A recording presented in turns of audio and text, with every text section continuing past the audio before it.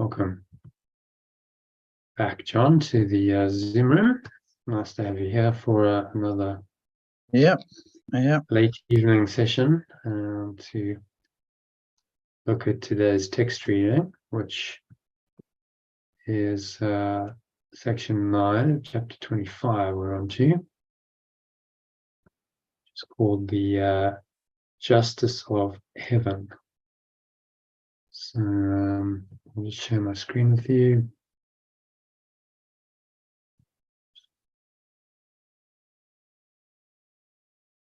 Okay, so there we go. It's an interesting word that is using here, the justice. Let me know when you can see it. Yep, got it. There we go. Can you see it now? Yep. John? Yes, I can see it. Yeah. Great. Do you want me to make it a bit bigger? Yeah, that's probably useful. Okay. Just zoom in. Make it 140%. Yeah, so this is called the justice of heaven, or translated into alternative language, the justice of pure formless awareness. And he talks about justice. So I've done some translations and stuff. So let's see, do you want to read it in the original and the alternative? There's 10 paragraphs. Yeah. Original and alternative. I know you usually quite like doing that. So Yeah. What can it be but arrogance to think your little errors cannot be undone by heaven's justice? What can it be but arrogance to think my little errors cannot be undone by the justice of pure formless awareness?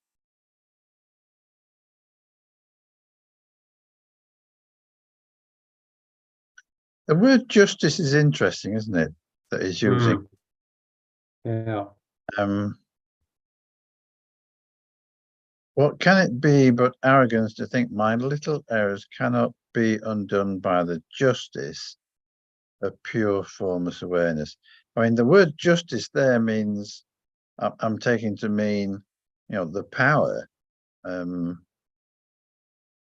If you read, did you read the previous section? No, I haven't. Yet. Because that's sort of the lead into this, and in it he says, I think I've done that translation. So let's see, justice of heaven. We want justice returned to love.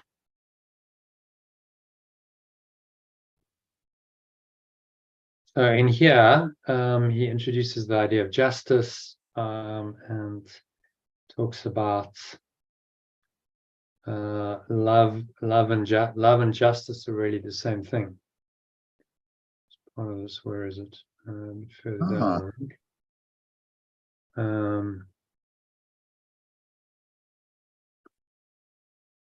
Talks about the justice of heaven, the Holy Spirit's justice, which is really nothing other than unconditional love. That's the justice. Oh, right. Okay. Yeah. He's reinterpreting justice. The Holy Spirit's justice is unconditional love, mercy for everyone, rather than the traditional interpretation of justice as being some kind of punishment. Yeah.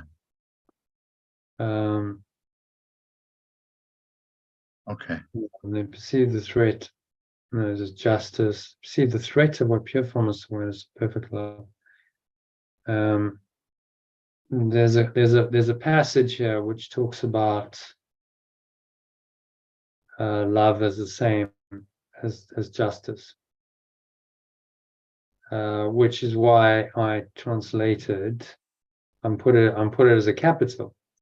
Like, well, it's the same order. Love's capitalized, so should justice be correctly interpreted. So for love and justice are not different. There we go. Oh yeah. Okay. Yeah. Do you want to read? Just read this. Read this paragraph for me. What can love ask of me who thinks that all of this is true? Could it, in justice and love, believe in my doubt that I have much to give? I am not asked to trust it much. It offers me no more than what I perceive, and what I recognize I could not give myself. In perfect love's own justice, it recognizes all I deserve, but understands as well that I cannot accept it for myself. It is its special function to offer me the gifts the innocent deserve. And every one that I accept brings joy to it as well as me. It knows that the state of pure formless awareness is made richer by each one I accept. And pure formless awareness of perfect love rejoices as its extension receives what loving justice knows to be my due. For love and justice are the same. Because they are the same, letting go stands at perfect love's right hand and gives the extension of perfect love the power to let go of sin. Yeah, any thoughts on that?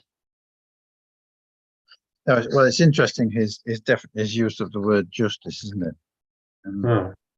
Yeah, but I get that now. Yeah.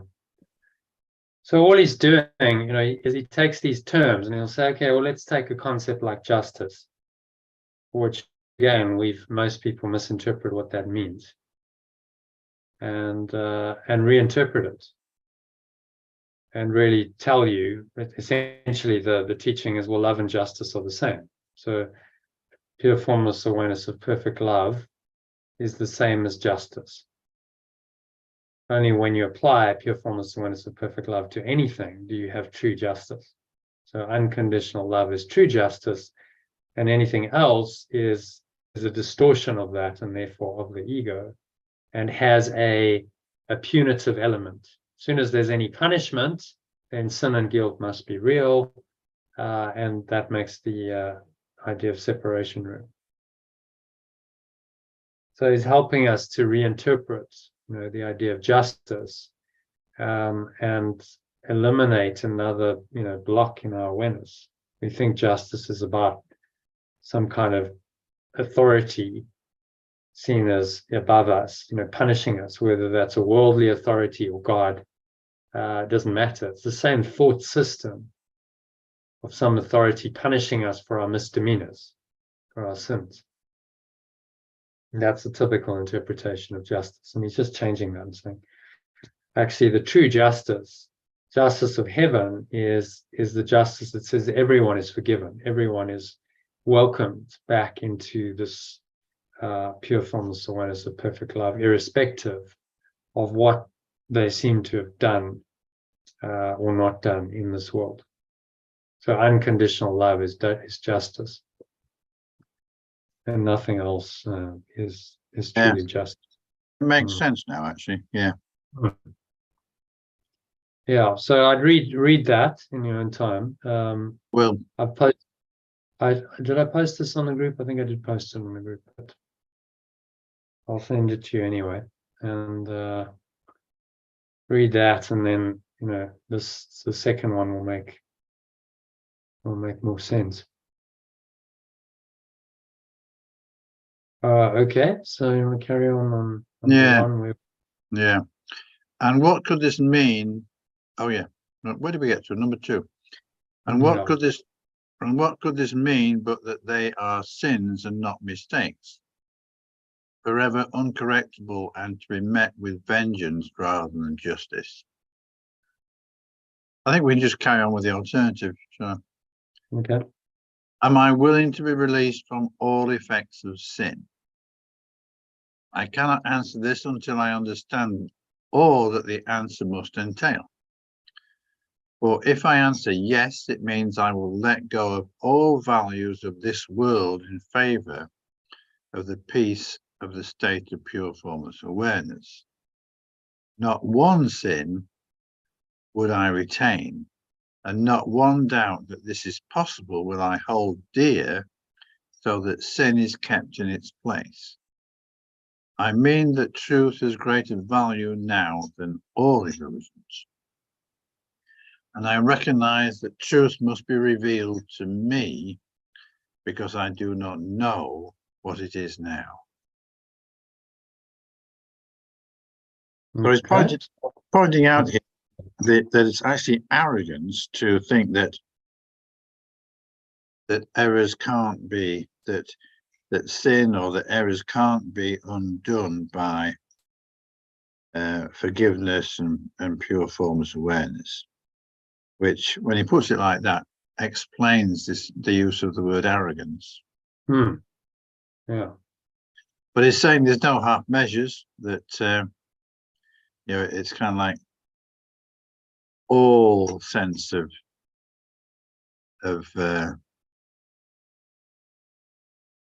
incorrection must go. Yeah, because if you keep one error, then you're saying that pure formless awareness of perfect love can't heal it.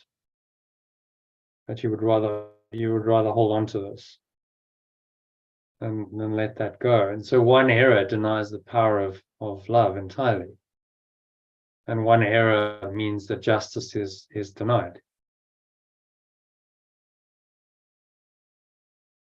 And so we complain about an unjust world and everything's so unfair in this world, but then we cling to our illusions of a separate self, which make it unjust.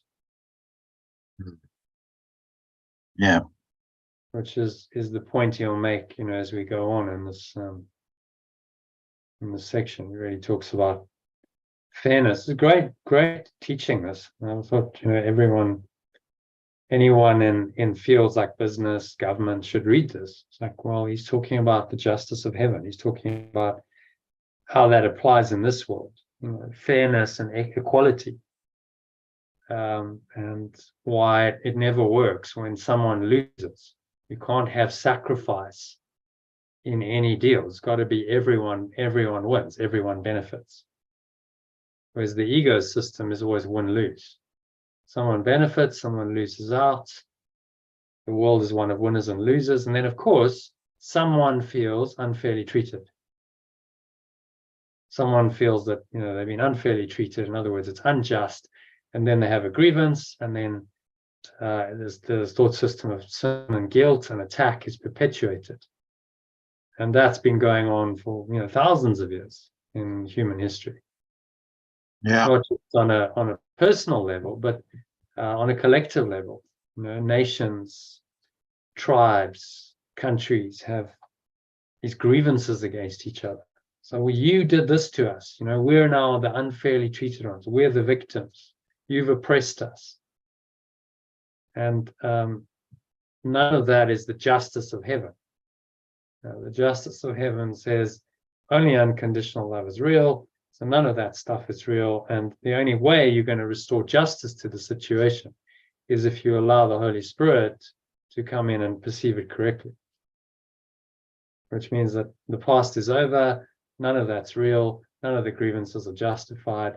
Really, in truth, there's still only pure formless awareness of perfect love. And that exists between all parties involved. That's the only just solution. So forgiveness, and restore. If you want to restore justice, true justice to any situation, you must forgive or let go.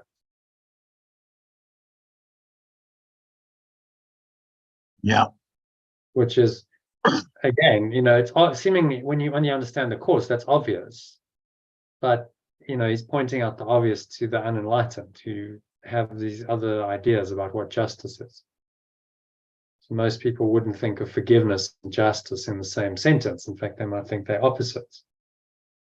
Forgiveness is the opposite of justice, because justice involves judgment and condemnation. Forgiveness involves a letting go and a pardoning. But actually, they're correctly seen. They're exactly the same.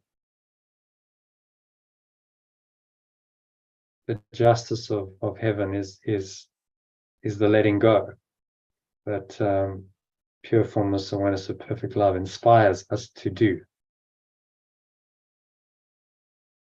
And then that restores equality, and that restores everyone to the correct standing in our perception. So there's no misperceptions of one, being unfairly treated and another benefiting. All of that's erased. So when I read this, it's like, this teaching would change government policies. It would change, the way organizations work. They really understood it. Yeah. These are, still fundamental issues in this world. Justice. So many people feel they're unfairly treated in this world. Well, how do you rectify that? Through applying these principles without exception in every situation. Whatever the level of it is. Whether you're talking about a personal level or a country level, a national level, it's the same principles apply. And that's the only way you're going to create a fair, equitable world where everyone feels like they're winning, rather than a world of winners and losers. But yeah, we'll get into it as we go. So happy with that one? Yeah. Let's lead into the idea of justice. To give reluctantly is not to gain the gift, because you are reluctant to accept it.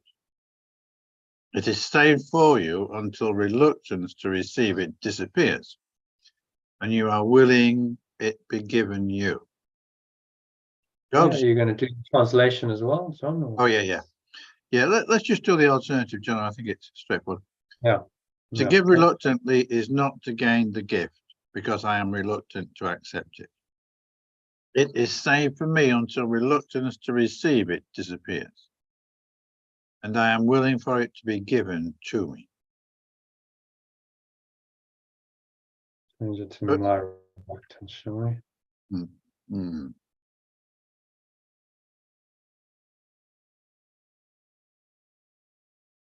So what's he saying in those first two?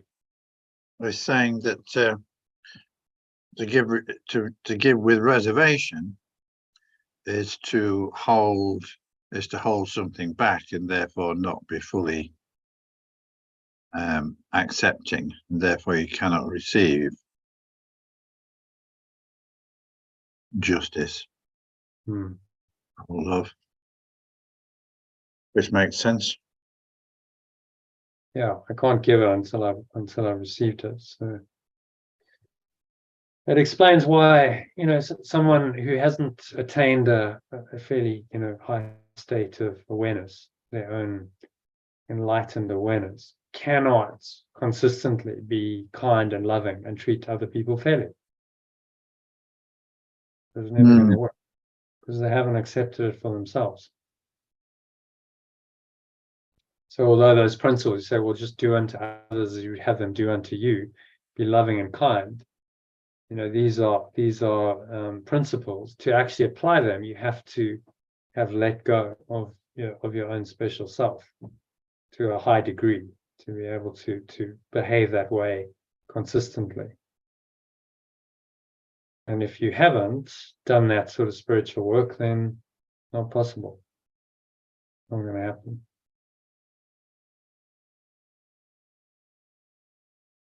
Okay, carry on. Number 3. Perfect love's justice deserves my gratitude rather than fear.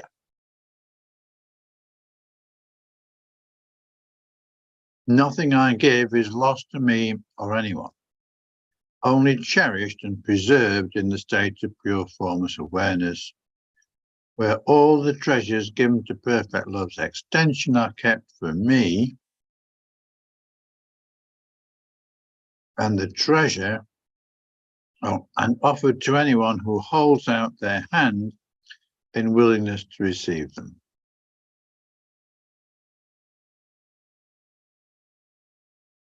So it's just explaining that,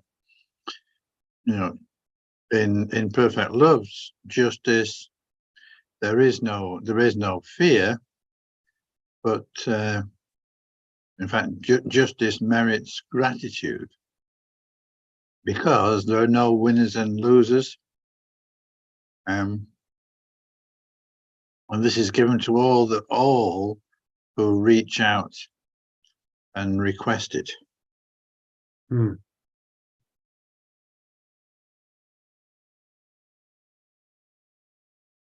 Yeah, I think the key thing about this is you can't give freely to others if you don't feel blessed yourself. If you feel like you're lacking and you haven't, received these treasures that he talks about. And how can you extend them freely to others? How can you give? Because you feel so lacking yourself. Not possible. So to open that, that flow, you must be willing to receive them yourself. And the willingness to receive them yourself is the willingness to let go of your own blocks to them, which are the blocks to the awareness of love's presence, which is your separate self. So, whichever way you look at it, all comes down to the same thing. You have to let go of that separate self-concept we call the ego, which then unlocks the blessings. You feel the abundance, then you can extend it to others. Then, true justice starts coming into your life. You feel abundant and blessed and fairly treated, and then you treat others that way. Because why would you want to treat them any way else if that's what you're feeling yourself? Mm. But if you're feeling, unfairly treated, angry, resentful, bitter, twisted, then you project that out. Good example, an extreme example, but you can learn from extreme examples would be Hitler. Very angry, bitter, twisted man. He had a abusive father, so from childhood, and then all of that anger got built up, and then he was in World War One, and he saw how Germany were treated, the Treaty of Versailles, and how they were punished, really. So it's interesting. You look at human history, that attempt to punish Germany instead of let it go, and was the seed then of another conflict. If they had been magnanimous and said, okay, we're gonna let this go, we're not going to hold a grudge, we're not going to try and punish them, then the resentment and the anger that built up in Germany would probably not have been there, and Hitler may not have come to power because people being as bitter and twisted. But he fed into that. He was bitter and twisted himself, and other people felt bitter and twisted, and so he just played that. Said, right, I know I'll tap into that powerful ego emotion, and I'll get a support base because I'll be the champion of that. And that's how he came to power, on the back of a wave of anger and resentment against the way Germany was treated. And that's why this nutcase ended up in the position of power he did. It was based on resentment and grievances, resentment, anger, and of course nothing good can come from that. Any system built on resentment and grievances, it's built on sin and guilt, and of course fear and attack are not far behind. And then you see that played out on a massive scale in another world war, huge chaos and destruction, to then have to combat that and undo it. And they could have done it in 1918 or 1919, which is when the Treaty of Versailles was negotiated. They could have just done it differently. And if with a little bit more spiritual wisdom. And interestingly, because the South Africans, there were two South African guys, Jan Smuts, who Churchill, had a huge, very high regard for. Each David Cameron, very kind of enlightened character, and a guy called Louis Botha, who was also quite a, he was in the Boer War, but he'd sort of been a bit like a Mandela type of character. He'd brokered peace between the Boers and the British and said, okay, we need to learn how to get on. And he'd been instrumental in the union of South Africa in 2010, in 1910. Oh, yeah. So you had these two characters who were actually quite enlightened, and they went to this treaty representing South Africa, and they were like, no, we need to, because we've seen what happens with the Boer War and the bitterness, and you need to let this go. We need to give them Germany a fair deal. But unfortunately, they weren't listened to. And so, the punitive nature, because Germany had been, I suppose, they'd outrageously caused it and caused so much destruction and pain, and I suppose there was so much death that they were just like, right, they've got to pay, because they've done this. But it never works, does it? No. So you have to be willing to let go, and that would have been a true justice in that situation. If they'd read a passage like this and really understood it, those people way back, then over 100 years ago, history might be very different, because these principles, work applied. So that's just a bit of, off the top of my head, where, an example of how this would have profoundly changed, could have profoundly changed. Yeah, it's a good example. The course of history, because those two wars were, major parts of history in the 20th century. And they, well, maybe the first one may have happened anyway, but the second one could certainly have been avoided if there'd been more wisdom at the end of the first one. So Jan Smuts, I mean, I certainly know his name. Was he the leader of the Boers, or? So he was a Boer general in the Boer War. Yeah. And then, once they lost, he was, again, kind of instrumental in they had talks with the British to form the Union of South Africa in 1910. And there was a kind of a reconciliation. They realized, look, we have to get on. There's no point being bitter and twisted. I mean, there were still some of the Boers who were, because the British weren't very nice to them, and they burnt their farms and they put their women and children in concentration camps, and a lot of death, destruction. But they were saying, look, okay, we were Boers, but we have to work with these guys. The British are the global power at that point. There's no point in trying to fight this. We have to find a way to build a nation on the back of this war. And they, Jan Smuts had been educated in Cambridge, so he had a lot of the British ethos and culture. He knew people like Churchill, and so on. So he was he was a world statesman. And quite an enlightened guy. His thinking and his writings, I think he was aware of Madame Blavatsky's teachings, and okay. Right. Okay. Well, you don't get to that level. I mean, Churchill said he was a genius, and he was I think he had 2 degrees from Cambridge. Churchill had huge regard for him. Said he's the brightest man I know. So you don't get to that level without starting to expand your thinking a bit, and opening your mind to some other ideas and other realms and dimensions, and so on. So I think he certainly wasn't perfect. He had his own. A lot of people thought he didn't necessarily govern particularly well, and he put down an uprising quite brutally in 1924, and so it wasn't necessarily a saint, but I think he certainly understood. There was a higher awareness.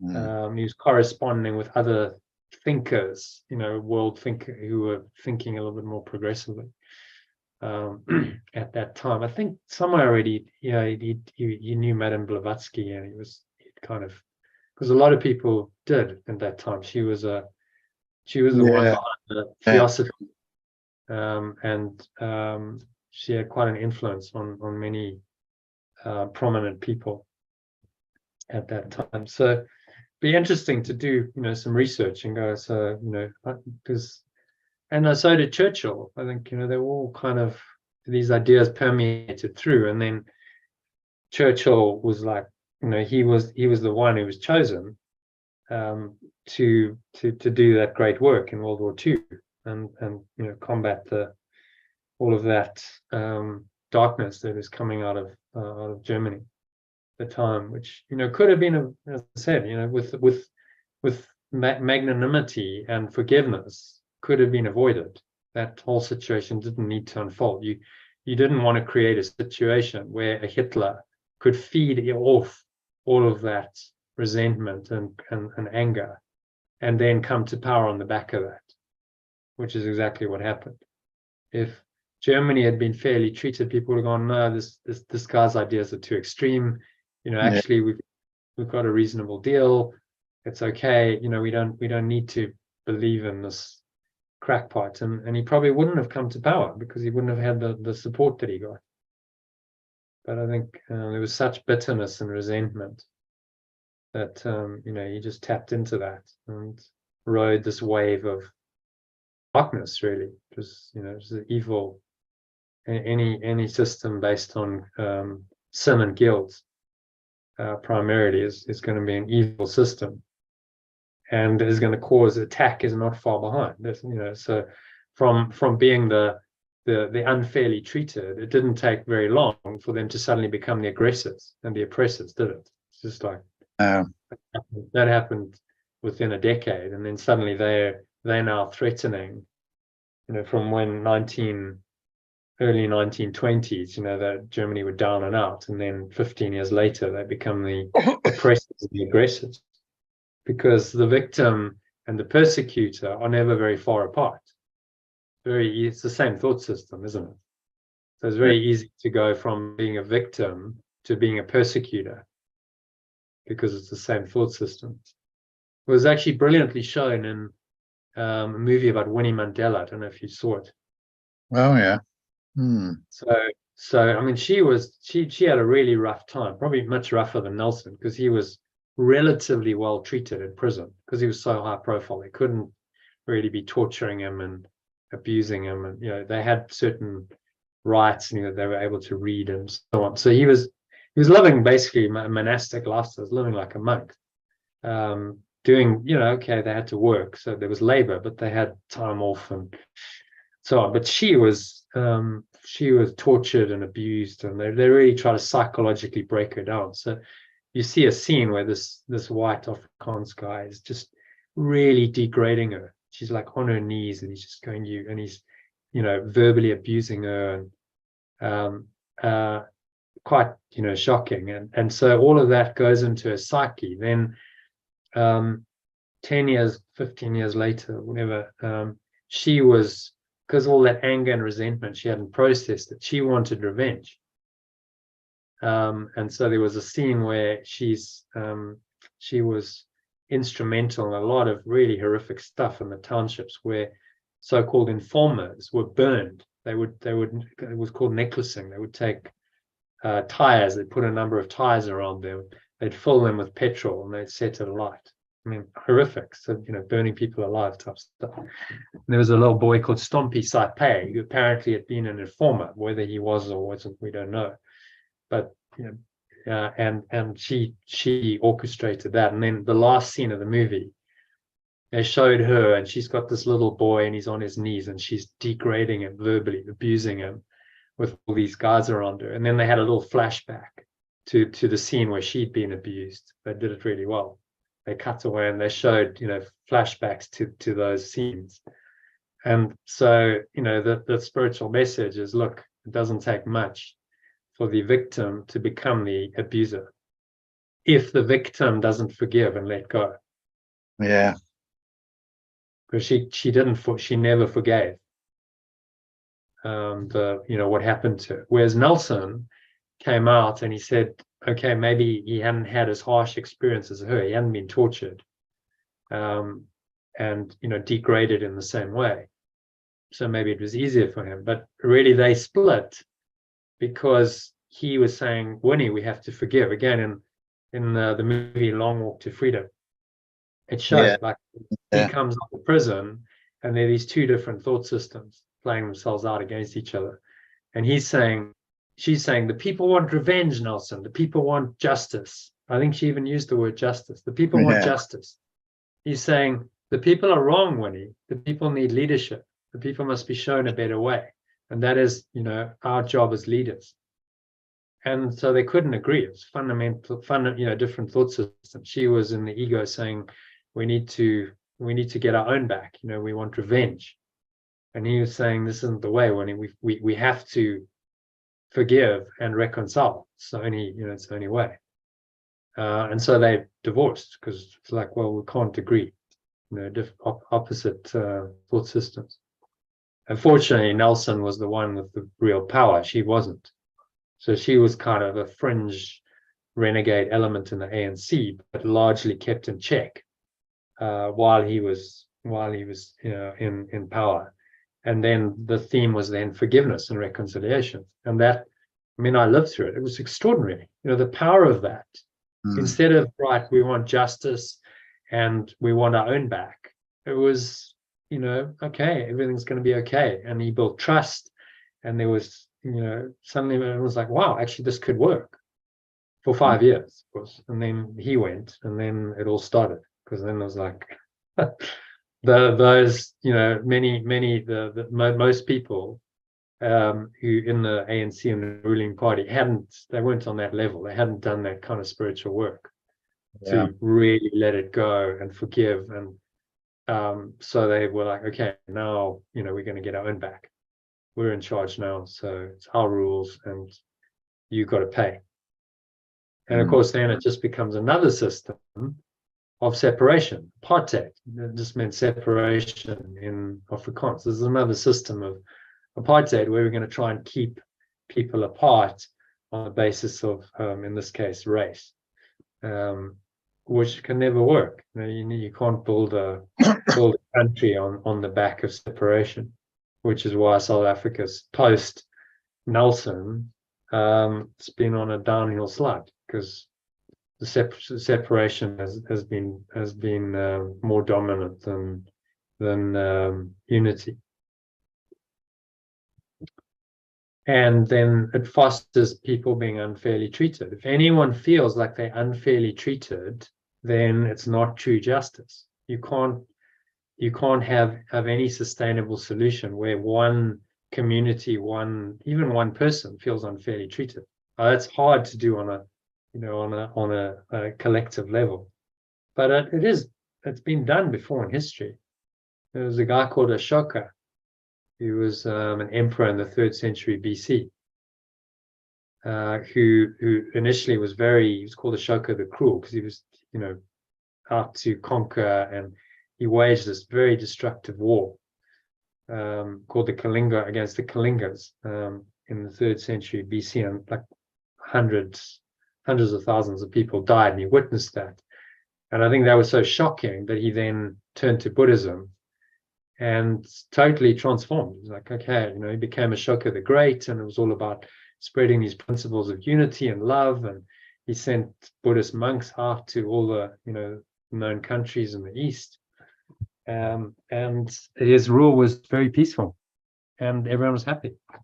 So, it's possible, even at that level, to do it.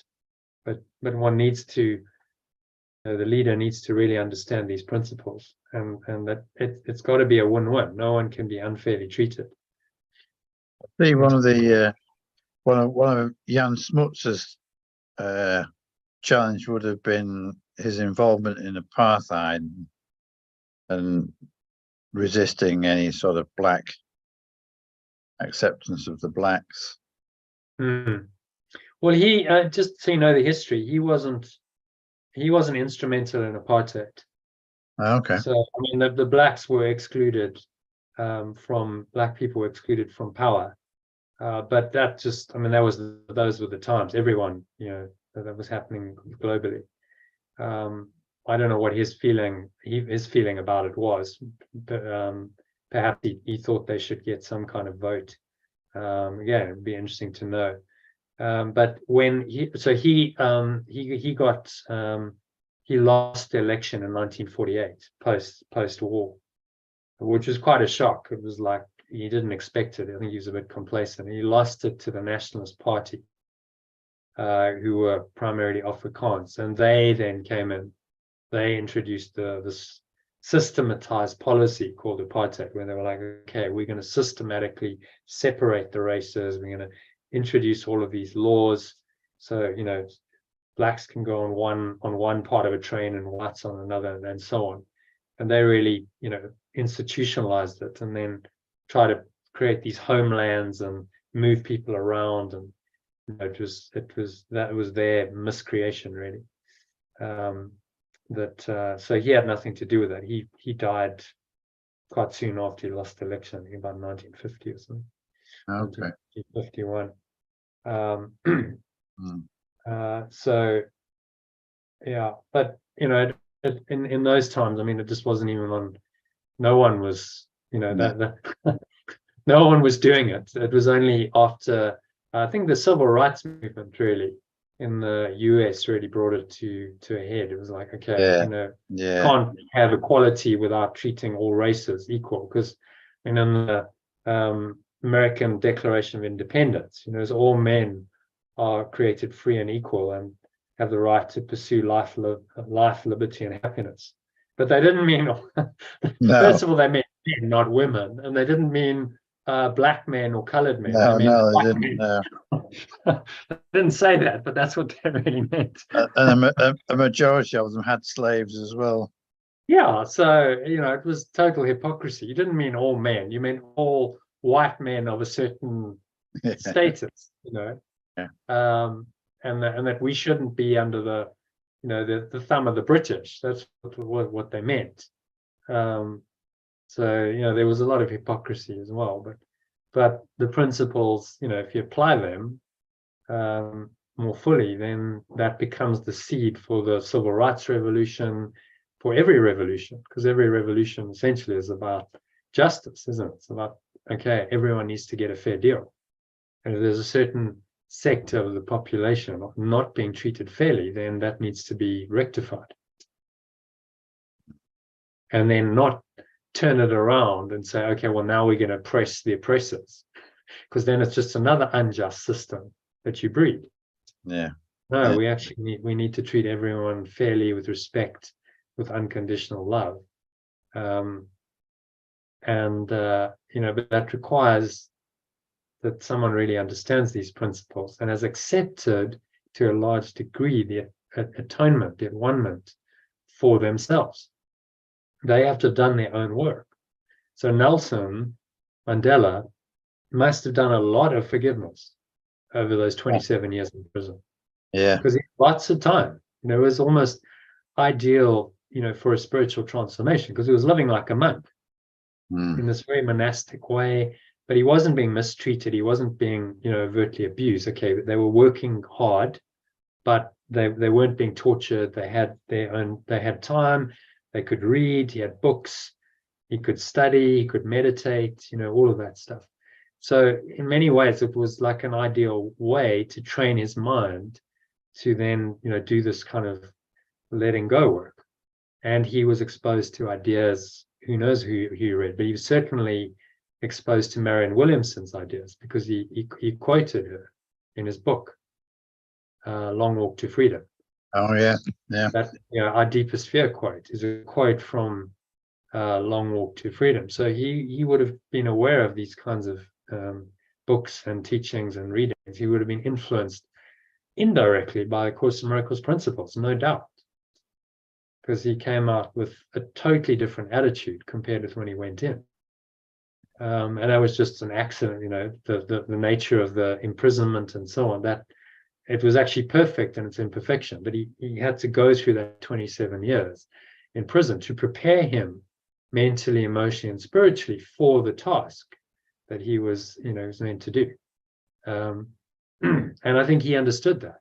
He was at a high to go, okay, it's all been a process. And yes, there's a higher responsibility that I have, and it's about more than just getting even and punishing. He'd let go of those ideas, and that reflected in the policies and in the reconciliation. And around now, we're Rugby World Cup. Go back to 1995. What he did was extraordinary. Yeah. He really used the tournament as a way of reconciling with the whites, and certainly the Afrikaners, because it was their sport primarily, an Afrikaans sport. And so when he wore that number 6 jersey, and you know, he was at the game and we won. It was I mean, it was genius. He saw the opportunity to really use that tournament as a way of reconciling the sort of the nation, and it worked. I mean, it was extraordinary. I lived through it. It was amazing to see what happened. There was a lot of healing, a lot of trust was built, and it's just a pity after 5 years. You know, if he'd been 20 years younger, maybe he could have continued for another term and extended it. But it was like that was it. That was how it was. So, but I just guess we're just lucky that it happened that way, and it didn't go the other way. You know, because it could have gone. If it had been managed by the ego, it would have been horrible. Yeah. Probably civil war, and then on the other side, you know, de Klerk also knew about it. So Yeah. he felt he had a calling from God. He was quite a religious man, and he felt like, okay, I've been called by God to resolve the situation and bring peace. And he realized the writing was on the wall. They couldn't keep power, so they had to willingly let it go, which, as far as I know, that's the first time in human history that a dominant ruling party like that, who are in power, willingly gave it up. They relinquished it and said, okay, we're going to let it go and we're going to hand it over peacefully. And that was all based on these principles of forgiveness and true justice that made that happen. So the application is, you know, you can see it in these examples, and it makes a massive difference. Okay, well, a bit of history there. Yeah, very interesting.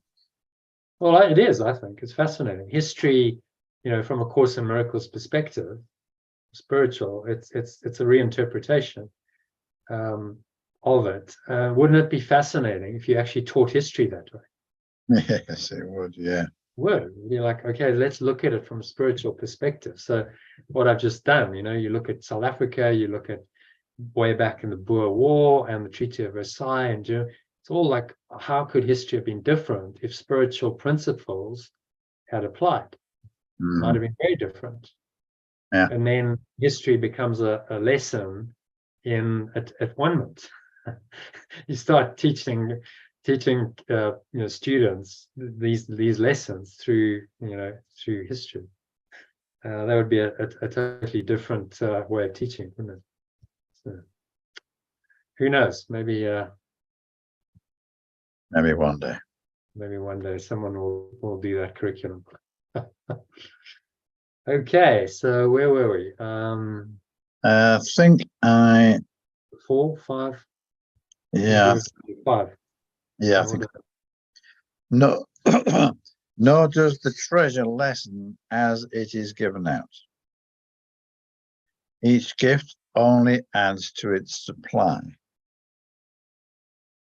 Pure formless awareness of perfect love is fair. It does not fight against its extension's reluctance to perceive awakening as a gift from it. Yet its justice will not be satisfied until it is received by everyone. So what's he saying in this one? So he's saying here that we don't lose when we give away what we receive. We don't lose anything. In fact, we gain every time we give away. And you know,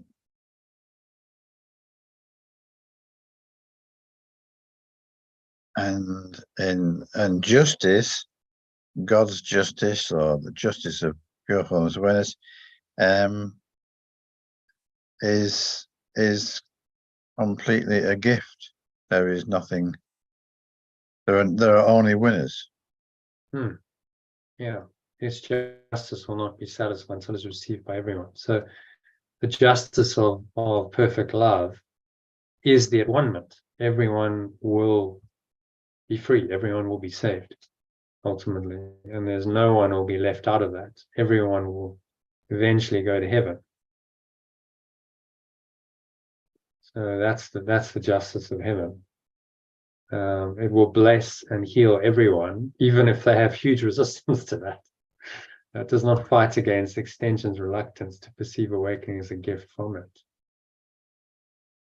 How can it fight against it? It's just merely there reminding it, saying, well, through all of this resistance, remember the truth. There's something deeper in you that you truly want, that you've yearned for since time began, and you will only experience true justice when you accept that. So instead of trying to find justice on this level, so a lot of people, it's the fight for justice, and they back a cause, and it's trying to find justice in this world. They'd be much better off to find this justice of heaven within themselves, and then extend it in their perception to everyone and everything, including the people whom they perceive as their oppressors. Then they are giving what they want to receive. But as long as we continue in the sense of, well, I'm a victim being persecuted by you, there's no justice. We just have variations on that theme of victims, persecutors, in personal relations. There's a rescuer as well. But the victim and the persecutor is one of the oldest stories of the ego. It's been going on for thousands and thousands of years throughout human history. And none of that's justice. Justice is only satisfied when that situation is forgiven, truly forgiven, released, given over to unconditional love, which dissolves it. There's no victim and no persecutor in true justice. And everyone ultimately will receive that. That's the promise of the Holy Spirit, or the remembrance of perfect love. So all these, long-standing issues in this world, some areas in this world are, particularly prone. Think of the Middle East, the whole Israel situation, Northern Ireland, other areas, maybe Afghanistan. Now we've got Ukraine against Russia. Lots of forgiveness. Ultimately, that will be healed by justice. But we have to be willing to fully let go in order to facilitate that. That's what he's saying. Okay, happy to move on. Yep, that's good. Number 3.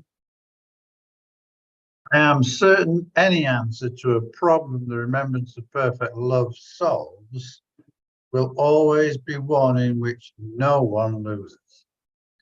And this must be true because it asks no sacrifice of anyone. An answer which demands the slightest loss to anyone has not resolved the problem, but has only added to it and made it greater, harder to resolve and more unfair. It is impossible. It is impossible. Just pause there, John. I mean, I mentioned the Treaty of Versailles, but that was exactly the principle. The answer they came up with demanded that Germany lost big time, and it hasn't really resolved the problem, but it's only added to it and made it greater, harder to resolve, and more unfair, which is exactly what happened, because the problem got made worse, and then you had this huge problem of this maniacal evil system that it spawned in Germany, which they then had to solve 20 years later, and required another world war to solve. So a very good illustration of this point. I think the Americans did a good job at the end of World War II in terms of initiating the Marshall Plan. Yeah, because fortunately they learned from World War One. I mean, okay, that was a complete mess. We shouldn't have done that. Look at what it spawned. So they'd obviously they'd thought it through, and it was also the Americans who were in charge. don't know how much influence the British had on that, but and I think the war hadn't been as horrific. It wasn't. I mean, that World War I was just horrific. Yeah. The trench warfare and the suffering and so many people dying. And so the grievance that was held against Germany was huge. They were like, you caused this, it's your fault. So you must pay, so it was a sin, guilt, and then a punishment. Whereas, the war in World War II played out differently. And the Americans didn't, I don't know, I mean, they sustained casualties, but it wasn't on the same scale. It wasn't like a whole generation got wiped out, which is what happened in World War I. So maybe it was easier to go, okay, well, we can kind of let it go and be a bit more magnanimous. And then hopefully they looked at, the Treaty of Versailles was only 30 years before. They looked at it and said, 20 years before, sorry. No, 30 years before, yeah. 30 years before, they learned from it and went, okay, we need to be fair to Germany and create a plan for the regeneration of Europe. Germany is still going to be a major part of it, so we can't punish them. We need to kind of bring them back into the international community and not make the same mistakes. And they did. I mean, it worked. It didn't breed another war. Yeah. And hopefully never will. I think Germany hopefully learned their lesson and gone, okay, well, we started 2, so let's stop there. It's not a good track record, really, to be the initiator of 2 world wars. And of course, nuclear weapons came along and it was like, okay, well, the 3rd one just might finish the human race. So it's gone to another level now. But you see these principles, in history and just how they work or don't work, based on those 2, the Treaty of Versailles, end of World War I, versus what they did at the end of World War II, the Marshall Plan. A very different energy. There's a different intention behind it, and they had a very different effect. The World War II then kicked off, I think, the longest period of peace Europe's ever known. Subsequent to that, as opposed to the previous one, which led to a world war within another 20 years. So, there you have the difference between the thought systems, very clearly played out in history. So, as I said, I mean, this would be like, you're doing a course, a political course, you're doing economics, you're doing, any kind of thing involved with politics, strategy, running countries, companies. And this should be like, okay, you need to study this, you need to learn this stuff, really. I've often said a Course in Miracles is the best a business training, but also the best, if you're going to be a politician or a statesman, or, I mean, this training is par excellence. It's going to help you just do it completely differently. You look at the likes of a Mandela, who actually applied, the one leader I can think of, political leader, who applied these principles, and it was extraordinary what he accomplished because of it. Okay. So where were we? Number 4, I think. It is impossible.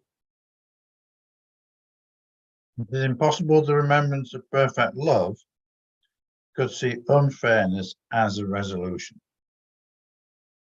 To it, which is unfair to it, what is unfair must be corrected because it is unfair. And every error is a perception in which at least one person is perceived as unfairly treated. So justice is not given to the extension of perfect. When anyone is seen as losing, they have been condemned. And then punishment instead of justice becomes what they deserve.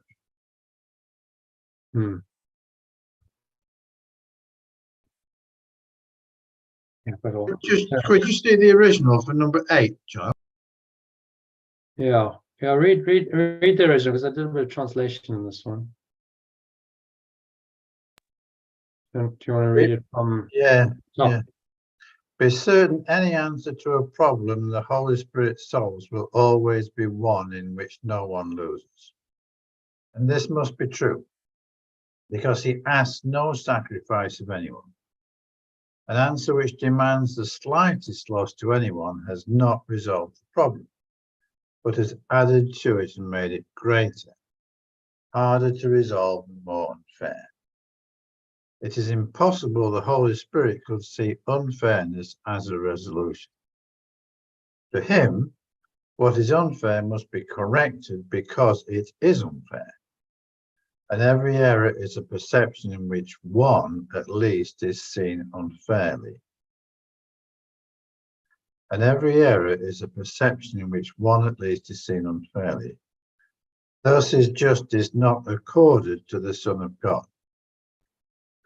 Anyone is seen as losing, he has been condemned. And punishment becomes his due, it becomes his due instead of justice. Yeah, so I think it's saying when anyone is seen as losing, when anyone is judged as being wrong. Translators, when anyone is perceived as unfairly treated. Yeah. Every error is a perception in which at least one person is perceived as unfairly treated. Because that's a misperception. Unfair treatment means someone's a victim, and that is of the ego. Then we're not all equal. Then you're perceiving specialness, inequality, separation. And so justice is not given to the whole extension of perfect love. If you perceive one person as unfairly treated, whether that's yourself or someone else. There's many people, oh, no, it's not about me, but oh, poor, I really feel for that other person or other group of people. So they might, then ally themselves with the Palestinians or with some minority group that's being persecuted somewhere. And then people get very passionate about these causes, don't they? But actually, they're making the error of perceiving people as being unfairly treated. So it perpetuates the problem. It doesn't solve the problem. Because as long as you perceive that, you're not seeing the justice of heaven. You're saying you're actually denying that justice is given to the extension of perfect love every time you perceive anyone as unfairly treated. You see that? That's what he's saying. Yeah.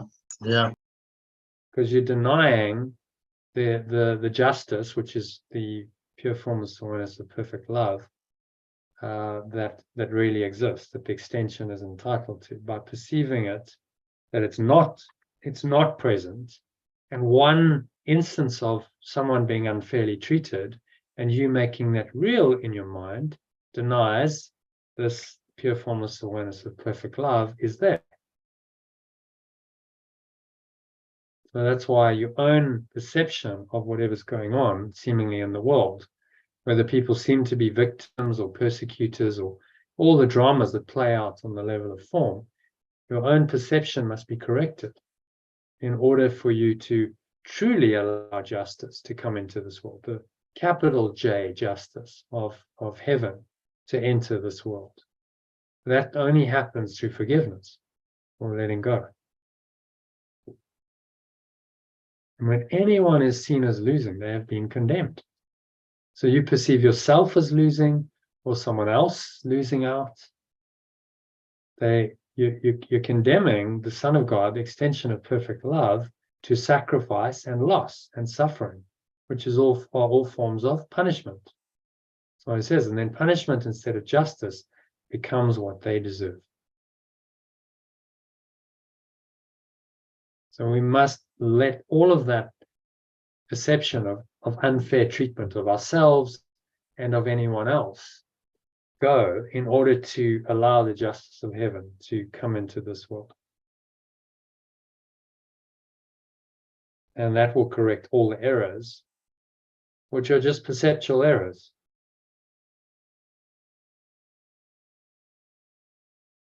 And here he's giving us the answer, saying you can never solve the problem if the answer demands the slightest loss to anyone. Doesn't solve the problem. Problem's not been resolved yet. It just creates more problems. It's only added to it and made it greater, harder to resolve, and more unfair. Take, South Africa as an example. The answer that the ANC came up with post Mandela was one where we're going to benefit at the expense of primarily white people. That was the answer, black economic empowerment. So, now we're going to favor one group over another. So the answer demanded loss to a group of people. And because of that, it didn't resolve the problem. In fact, it's made it worse. Now we've got, huge problems in the country, greater, harder to resolve, and even more unfair. So you haven't really resolved anything. You've just perpetuated the problem. And it takes wisdom, someone who understands these kinds of principles is able to apply them consistently to solve these kinds of problems. So, what's crying out now is a leader of the kind of caliber of Nelson Mandela to come in and say, okay, here's the plan. This is what we're going to do. And, be able to carry that off and not get knifed in the back. Because, not everyone's going to agree with that, are they? So, but, all one can do is apply this in your own life. So, well, let me apply this. I will be the person who applies this. I will be the Christ who brings a justice of heaven into this world. And that's the best I can do. Apply it in my own life. All right, you're happy with that? Yeah. Okay, so number 4. The Holy Spirit will become the remembrance of perfect love. So let's read the alternative. The sight of innocence makes punishment impossible and justice sure. The remembrance of perfect love's perception leaves no ground for an attack. Only loss could justify attack, and it cannot perceive loss of any kind. The world's thought system solves problems in another way. It sees a resolution as a state in which it is decided who shall win and who shall lose, how much the one shall take and how much the loser can still defend. Yet does the problem still remain unsolved? For only justice can set up a state in which there is no loser, and no one left unfairly treated and deprived with grounds for vengeance. Problem solving cannot be vengeance, which at best can only add another problem to the first, in which the murder is not quite so obvious.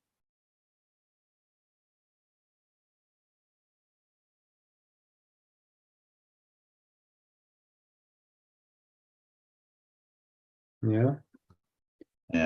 He's saying in this one. He's saying that in the eyes of innocence, punishment doesn't mean anything. It's got no meaning whatsoever. It can't even be. It doesn't even enter the mind.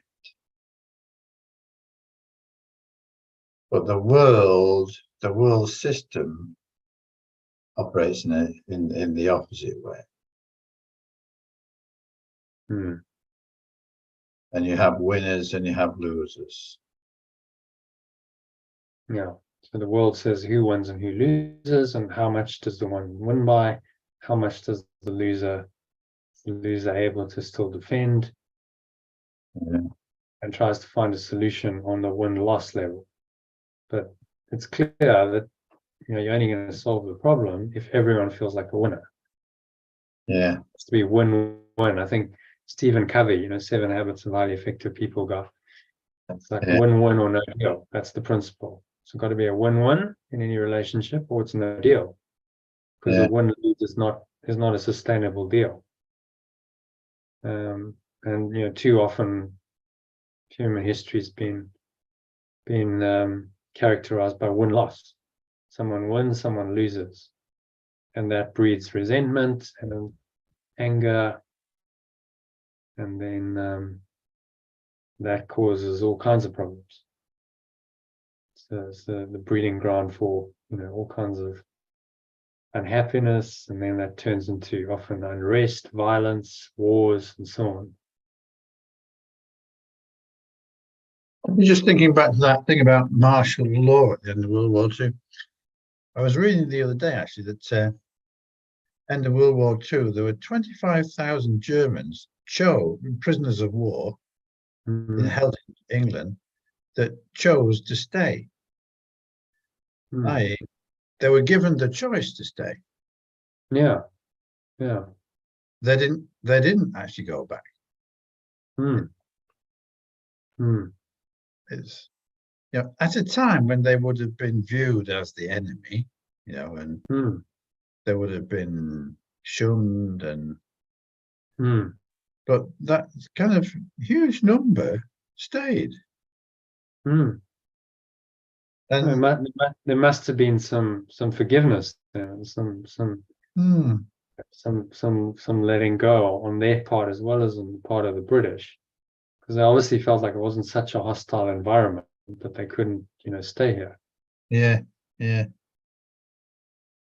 Well, I think a lot of them were they were working on farms, and they were given some quite a degree of freedom, really, because they were able to go to work on a farm. Then they had to go back to the camp at night time.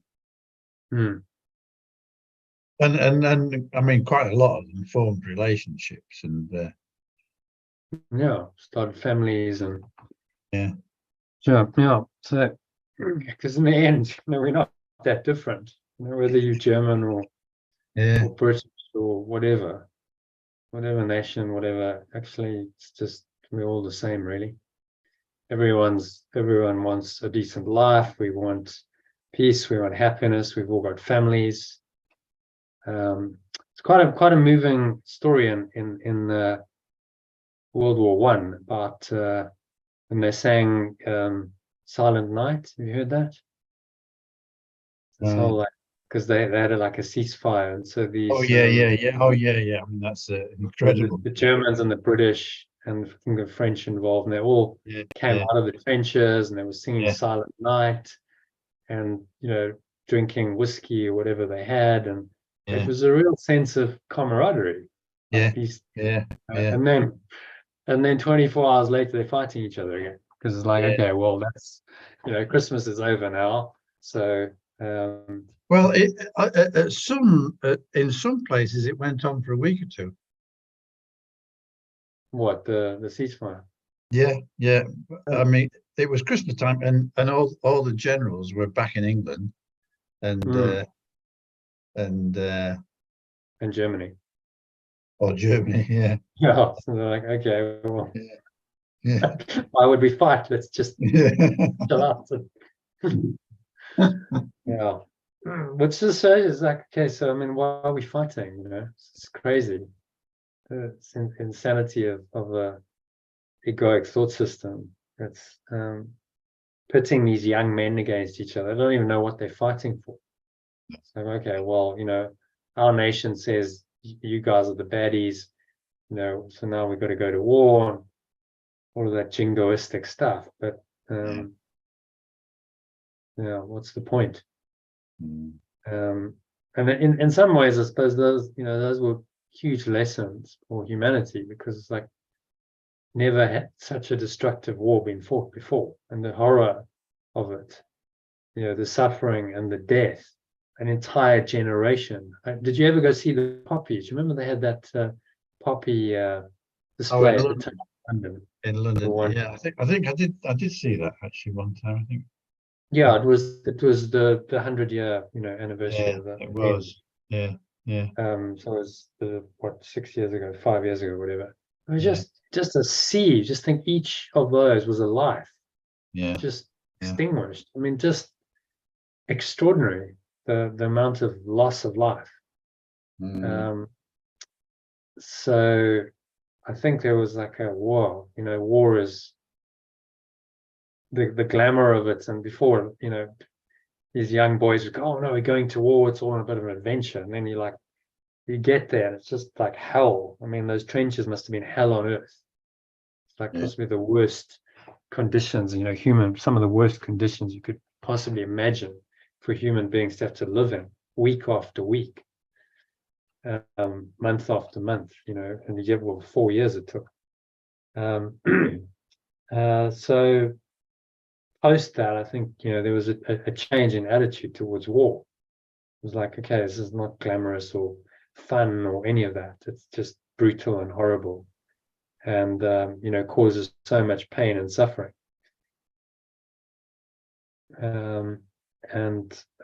So this is, we learn lessons as a species. Okay, this isn't clever to go wiping out, the best and brightest of a whole generation. Is not a clever thing to do as a species. Hopefully we've learned. I mean, we still have wars, but it seems like not on the same scale, perhaps. And I think now they'd find it difficult because people just go, no, I'm not going to fight. It's not the same, like, oh yes, everyone's just going to sign up and go to war. It's like, they go, no, what are we fighting for? What's the point? You couldn't get the same kind of mass participation in it because people have, woken up to the fact that actually, war is ugly and not a good thing, and a lot of the time it's to serve the interests of an elite group of people who want you to go and fight for them and their causes, which actually don't mean anything to you. So anyway, all interesting to consider these ideas, and you see how relevant the course is to human affairs, human history. Understanding it, could have changed things quite dramatically and solve problems. I mean, I think what's interesting here is he's saying this is a problem solving. Yeah. Problem solving cannot be vengeance, which at best can only add another problem to the first, in which the murder is not quite so obvious. So take the Treaty of Versailles. It was vengeance. They were trying to get even, and the murder wasn't quite so obvious because they weren't overtly killing Germany, but still there was an intent to hurt them. So, okay, you guys caused this, so you must now suffer, and we're going to try and punish you. So the murder wasn't quite so obvious, but it was nevertheless there. There was an attacking intent behind it. And then, of course, that just breeds more attack. So the problem's not solved. And 20 years later, Germany come back, and now you got to fight them again. So, if we can't learn from these experiences as a species, then, we're doomed. But I think we have, hopefully, and won't repeat the same errors. It still happens. Look at the Ukraine war and so on. Putin's making the same mistakes, but I think the difference now is it's not acceptable. Before it was like, okay, this is how it was operated. Everyone was going to war. I mean, the European history. I mean, they were fighting wars all the time. It was common, wasn't it? 16th, 17th, 18th century. They were just various nations continued at war with each other, and that was okay. You were just like, right, the prince or king or whatever, like, right, we're going to go to war against this guy because I don't like him or whatever, or we want to grab their land or their resources, and it was acceptable. And now it's not. It's like Putin does what he does, and it's like it's not acceptable, and the whole world says that you can't do that. Which means that we've come a long way. There's definitely an upgrading of awareness and understanding of these principles, because it's no longer considered to be okay to do it. So the principle is, no one can lose. You can never have a situation where one person or party is unfairly treated because it doesn't solve the problem, it just creates more problems. And history is a good example of that. Okay. Move on to number 5. Yeah. The remembrance of perfect love's problem solving is the way in which the problem ends. It has been solved because it has been met with justice. Until it has, it will recur because it has not yet been solved. The principle that justice means no one can lose is crucial to this course. For corrections depend on justice, not as it is seen through this world's eyes, but as pure formless awareness of perfect love knows it as knowledge that is reflected in the vision the remembrance of perfect love gives. Okay, so what's he saying there? By saying that peace will never come to the world until we completely understand this principle of justice with a capital J. Yeah, divine justice really, isn't it? It's the justice of God or the divine rather than Right. human justice. Yes. And until that time, yeah, we'll just keep going around in circles or Well, spirals. this would revolution. I mean, just this section alone, if it was applied, would revolutionize international affairs, the way countries deal with each other, the correctional system. Instead of trying to punish criminals, you have a different attitude. So let's rehabilitate them. What they really need is healing. They don't need to be punished. They need to be healed. It should be in South Africa they actually call it Department of Correctional Services, but they don't operate in that way. It's not primarily about correcting; it's about putting them away, removing them from society, and there's a sense of a punitive intent there. But if it was genuinely like, okay, so these guys have made a mistake, they committed a crime or done whatever, but what they need is healing. They need to be healed and rehabilitated. And the justice system needs to be based on forgiveness, not on punishment. That would revolutionize it, wouldn't it?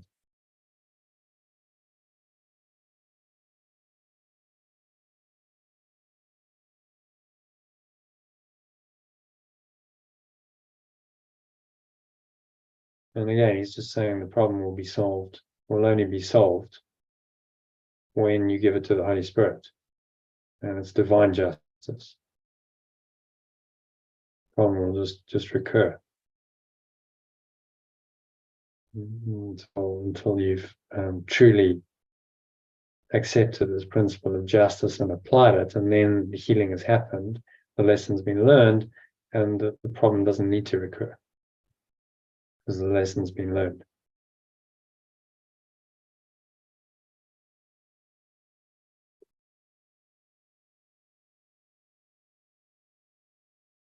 Okay.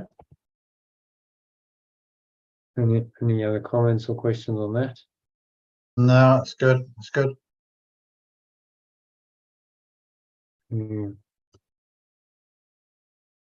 This world's, just so instead of eyes, we'll say thought system. Because really he's talking about a thought system here, when he says this world, it's the world's thought system, which is the ego's thought system. Which is clearly, opposite, and speaks for the thought system based on worldly justice, on punishment and suffering, sacrifice and loss.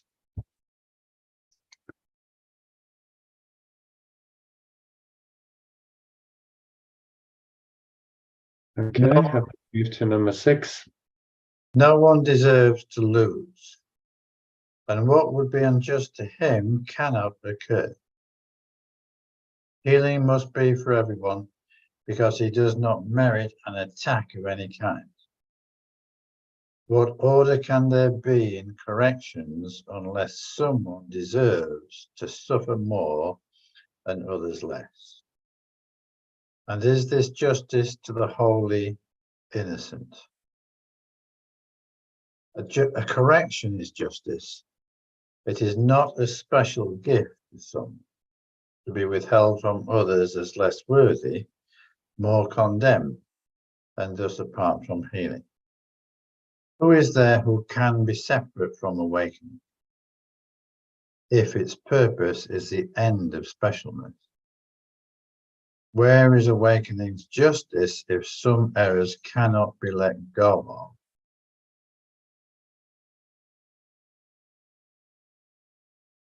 And deserve vengeance instead of healing and the return of peace.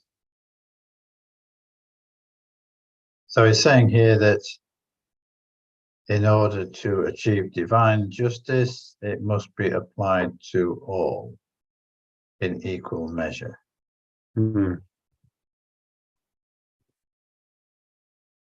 Yeah, quality. Which is one of the fundamental principles on which more kind of advanced societies are based. Quality, fairness for everyone, everyone's rights are respected, individual human rights, and so on. It's interesting because you see, like, there's an argument that, say, like in the Chinese system, that just overriding individual rights in the interests of the collective and not giving people individual choice is somehow the way. But actually it's not, because giving so-called individual, respecting the rights of the individual is actually respecting their freedom to choose, which allows them to choose correctly, choose between the Holy Spirit and the ego themselves, rather than just be dictated to by the ego, saying, right, we all have to think this way, group think, and we all just go down the ego's track, and no one can think for themselves. So although it seems to be a paradox, because it's like, well, surely unity is better than individualization. In this world, unity on a mass scale usually means the ego is in charge, and it suppresses the ability of individuals to choose for themselves and make these kinds of individual choices between the thought systems, which then means the ego is trying to usurp that capacity to choose and give you no choice. So, well, there's no choice. There's just there's one way, which is the ego's way. So the paradox is individual human rights. Societies that value those and entrench those in their laws are more in alignment with spirit and oneness than those who overtly say, well, we just have one way, and it's we're doing this for the good of all. Some of the greatest evils have been done in the name of the higher good. Think of the Chinese Communist Revolution, Mao Zedong, all the atrocities committed there. Stalin and his whole, it's like, well, we're doing this for the greater good of Russia, but in the meantime, millions and millions of people are suffering and dying, and all this cruelty, apparently for the greater good, that never materializes. And anyone who questions that is seen as, oh, well, you're against the greater good and the good of the whole, so therefore you must be imprisoned, punished, eliminated, or whatever. So yeah, in human history, look at individual human rights, respects the ability of each person to choose the Holy Spirit or the ego. We must all be given that choice, and no one can usurp that function of choice. Say you have to choose. There's only one way. which is the case with oppressive tyrannical systems that say this is the only way, and you have to think this way, and if you don't, then we're gonna punish you or kill you or do whatever.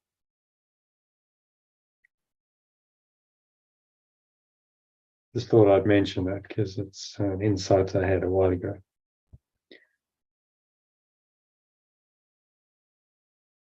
Okay, so what else is he saying in number 6? Well, I think that's it, isn't it? Correction is justice. Yeah.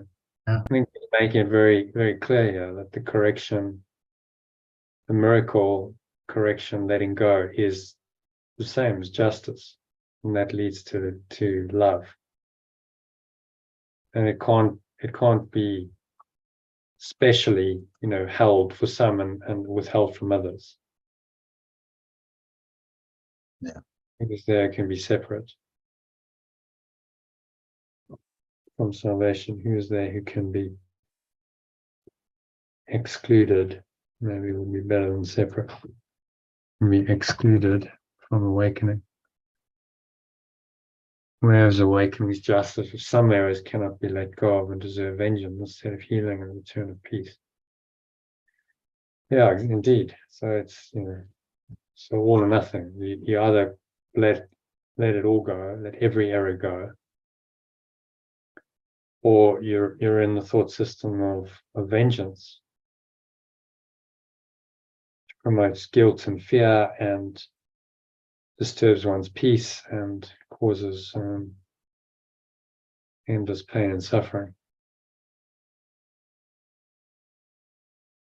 Justice, true justice, divine justice can only be served by complete letting go. That's the message. Otherwise, it's not justice. There's an unjust, unfair so-called solution that the ego sponsored, and it's not a solution because the problem will recur.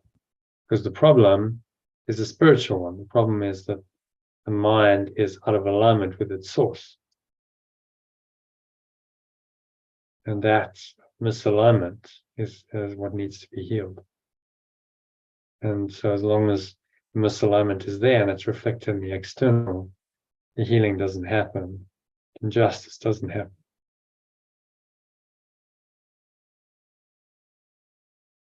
So I think what I've taken out of this is it's all the same. Whether you call it justice, forgiveness, letting go, healing, unconditional love, it's the same thing. It's different terms for this process of healing the separation and returning to oneness. Okay, happy to go to number 7.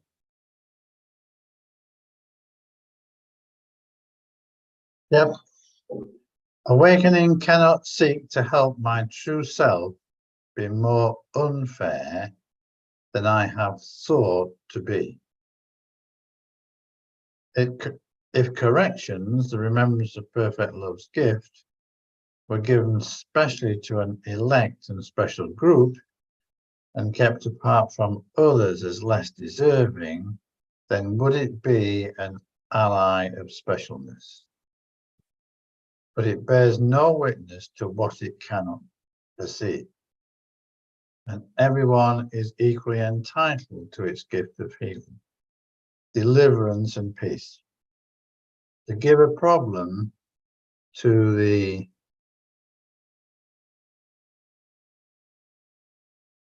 remembrance of perfect love to solve, for me, means that I want it solved. To keep it for myself to solve without its help is to decide it should remain unsettled, unresolved, and lasting in its power of injustice and attack. No one can be unjust to me unless I have first decided to be unjust. And then must problems rise to block my way, and peace be scattered by the winds of hate. So it's saying quite a bit here, actually. But it's saying that, interestingly, he's saying that, as we've been discussing, you can't exclude one group of society and put them apart as not deserving of justice, because justice applies to everyone without exception. Mm.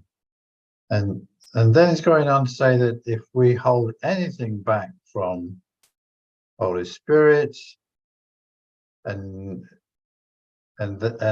actually decide it's a problem we want to keep or that we don't want to let go of, then we are getting in the way of forgiveness and justice.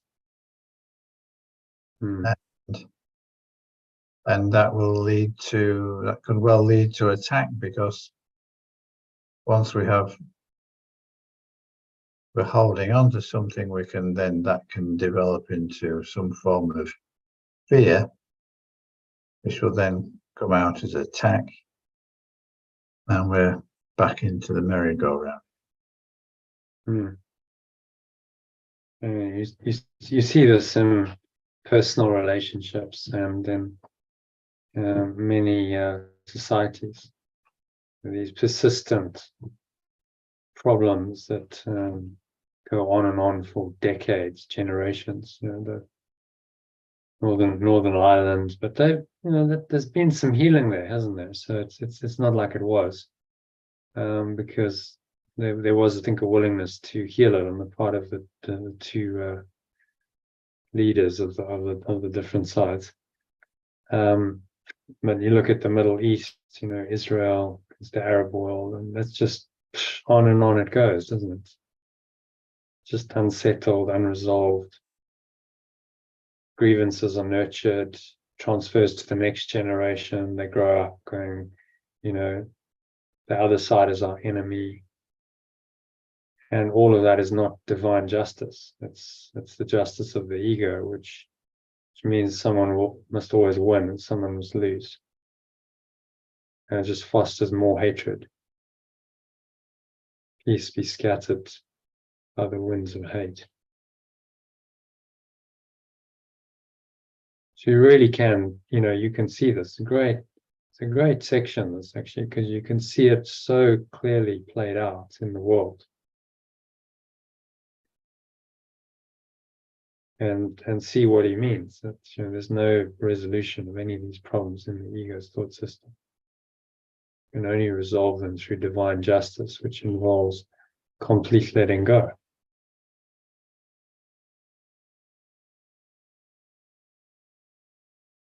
Okay, does that make sense? Yeah, that's good. Yeah. Happy to move on. It's number 8. Yeah. Unless I think that all my companions have an equal right to corrections with me, I will not claim my right to them because I was unjust to one with equal rights. If I seek to deny, I will feel denied. If I want to deprive other, I have been deprived. Then I cannot receive a correction because another could not receive it. Only letting go offers corrections, and pardon must be just to everyone.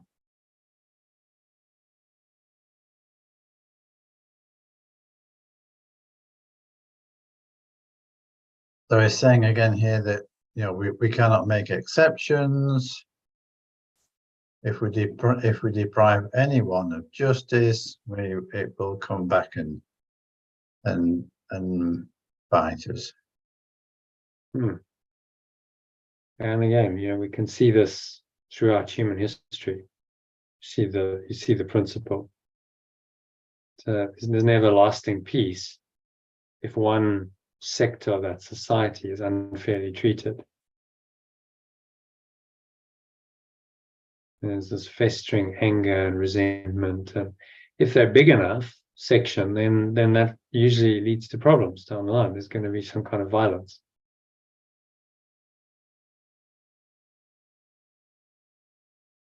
So the only way is treat everyone, equally. Everyone has the same rights. That's the principle. So that principle of individual human rights, we all have the same right to, as famously said in the Declaration of Independence, life, liberty, and the pursuit of happiness. If that is really upheld in a society, that is the application of divine justice. And then the society will be a much fairer, a much more just one because of that.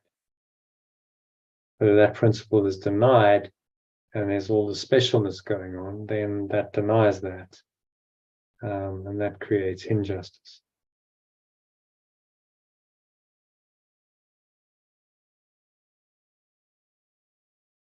All very, it's all very simple actually when you look at it, but it's the simple and the obvious is apt to be overlooked by people, especially people in power, leaders, politicians. They get blinded by the power, and they don't see that the principles must be applied no matter what position they seem to be in. And that's called vision. If someone can do that, then they would be called a visionary leader, a great leader, because they've had the ability to look beyond, the ego and see what's truly valuable, what's truly going to work, and actually stick to that. It should require them, to have done their own work. So you look at great leaders of history, they've done their own spiritual work to get to that point, to then be able to extend it to others.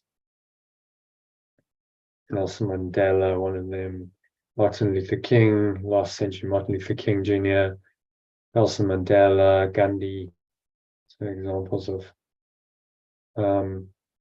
political and civil leaders that had done a lot of the spiritual work themselves to be able to do that. Really lead by example.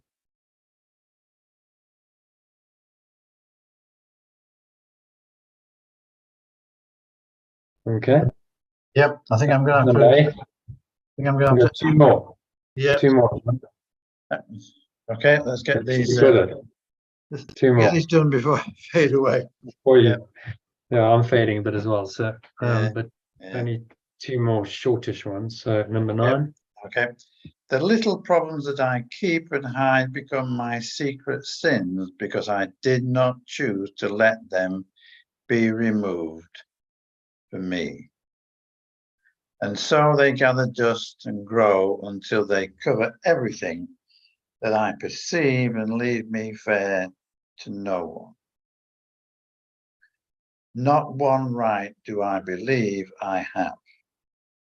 And bitterness with vengeance justified and mercy lost condemns me as unworthy of letting go. The unhealed cannot be kind to others. That is why my sole responsibility must be to let go myself. So he's saying here that, he's saying again actually, that if we hold on to anything, it will fester and eventually come back and bite us. And, we're never going to get there as long as we hold on to anything. And that's why my total responsibility is to let go and forgive. Mm-hmm. Yeah. Again, the same message, but what he does very well is he shows us a different application of it. Yeah.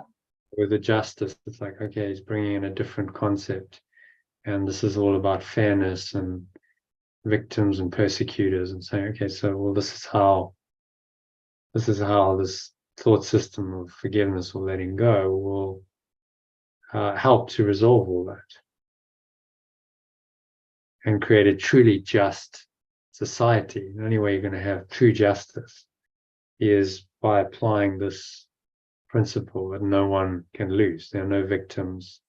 No one can lose. It has to be a win-win for everyone, rather than some win and some lose.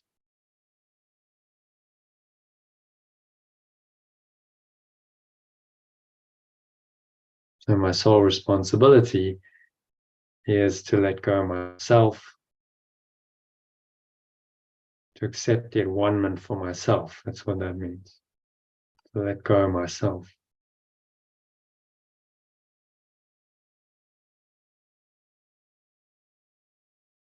Okay, that's Yep. 10. Yep. Number 10. Corrections. The correction that I receive, I give. Each one becomes an illustration of the law on which awakening rests. That if anyone is to be healed, justice must be done to all. No one can lose and everyone must benefit. Each correction is an example of what justice can accomplish when it is offered to everyone alike. It is received and given equally. It is the awareness that giving and receiving are the same. Because it does not make the same unlike, it perceives no differences where none exist. And so it is the same for everyone because it perceives no difference in them. Its offering is universal and it teaches only one message. What is perfect loves belongs to everyone and is their due.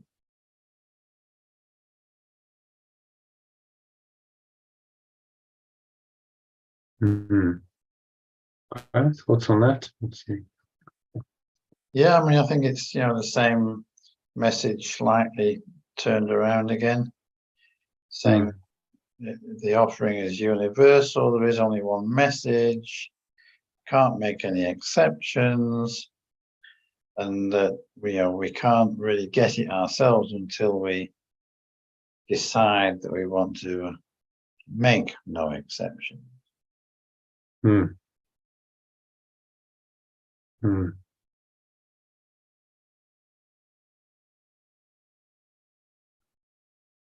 Yeah, no exceptions. That's really the key. As tempting as it is to make exceptions, but this person's done this. And it doesn't matter because the Holy Spirit doesn't see any of that. It doesn't matter. Just let it go.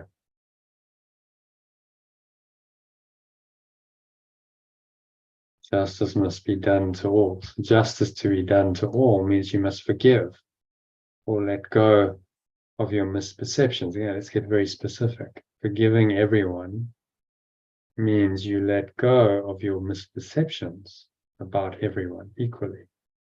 Whatever those misperceptions are, you drop them, you let them go, because they're your misperceptions.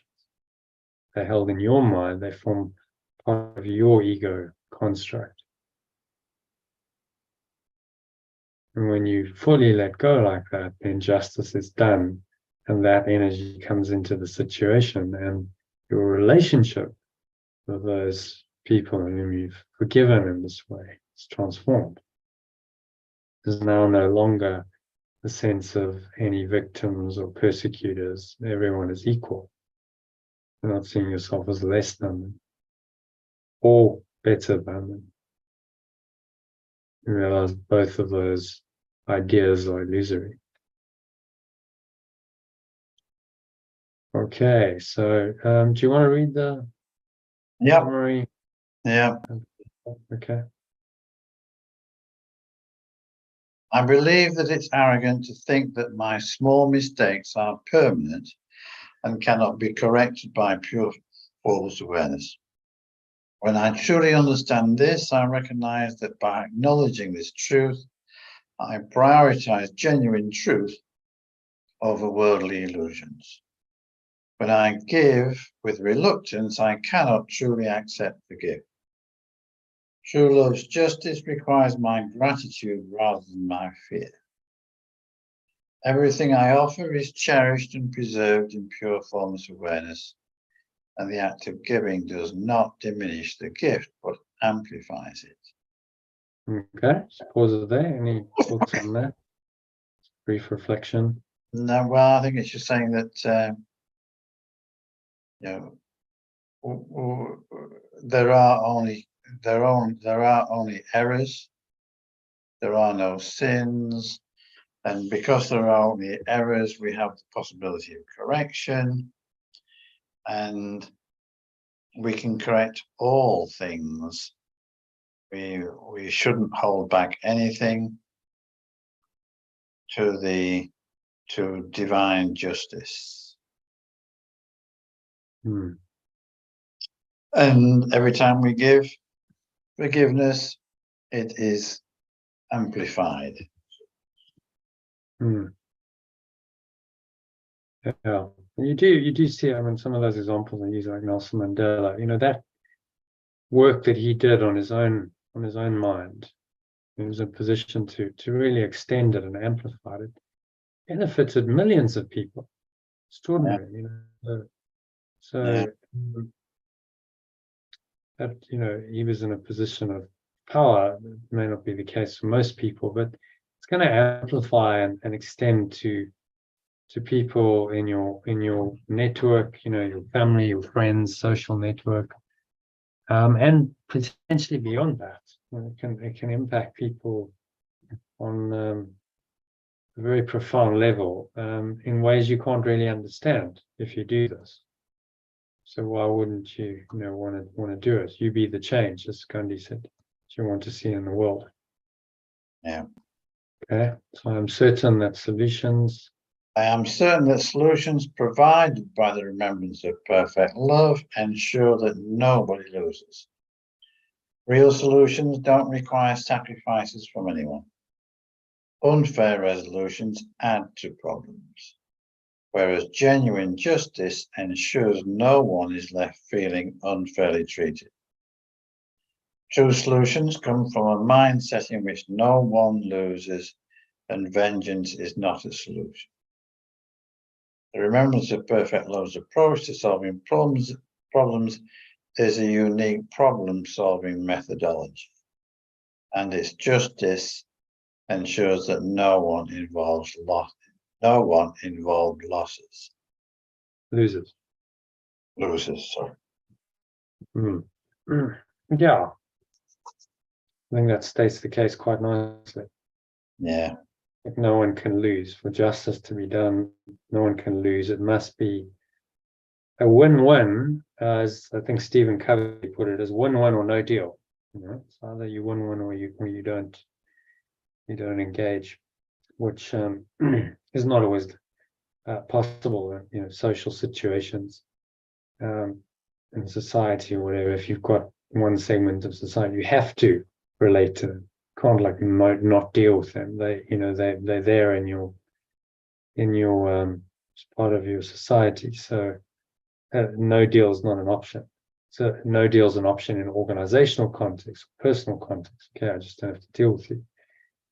But on some of these systematic problems, not an option to deny a whole segment of society. So rather just bring them in and say, but the principle must be no one loses.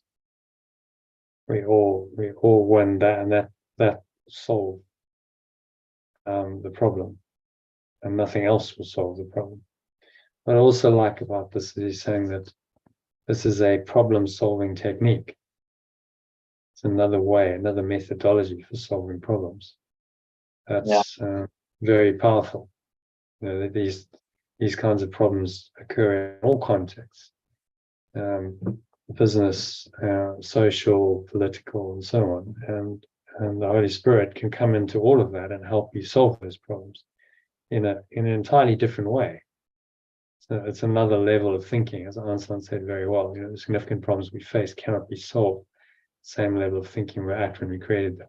So we have to go to a different level of thinking or awareness in order to solve them on a different level. Otherwise, we just perpetuate the problems. If we try and solve them on the same level they were created, in other words, with the ego, we just perpetuate the ego and nothing gets solved. As he said, you just add more problems to the problem. And the problem gets reinforced and not solved. Yeah. Okay? Yeah. And nobody deserves to be deprived. Nobody deserves to be deprived. True healing and correction should be for everyone, and any perspective that separates people or deems some as more deserving than others goes against true awakening. Awakening doesn't favor some over others, but rather emphasizes equality in corrections and healing. Holding on to problems and refusing the remembrance of perfect love's help only perpetuates injustice. Thoughts on that?